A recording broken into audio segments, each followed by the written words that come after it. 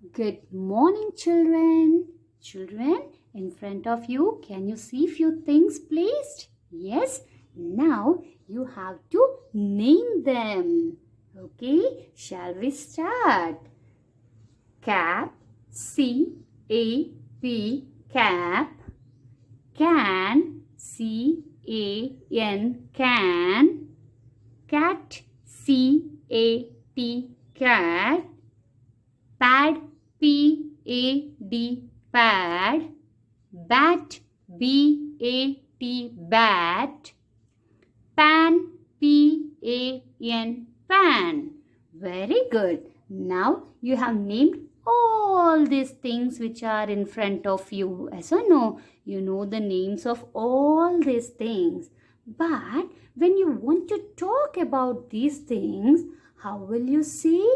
If you want to say someone, what is this? How you will say? You will say, it is a cap. How you will say, children? It is a cap. So, we use it when we talk about a thing, animal or any place. Okay, children? So, these names you have learned, and when you want to talk about these things, if you want to say about these things to anyone, how you will say? You will place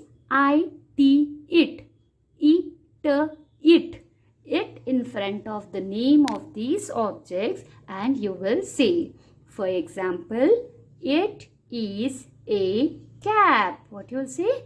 It is a cap. It is a can. It is a cat. It is a pad. It is a bat. It is a pan. Okay, children? Understood? So, where will we use it? We use it when we talk about a thing, animal, or place. Okay, understood? So, children, what did we learn?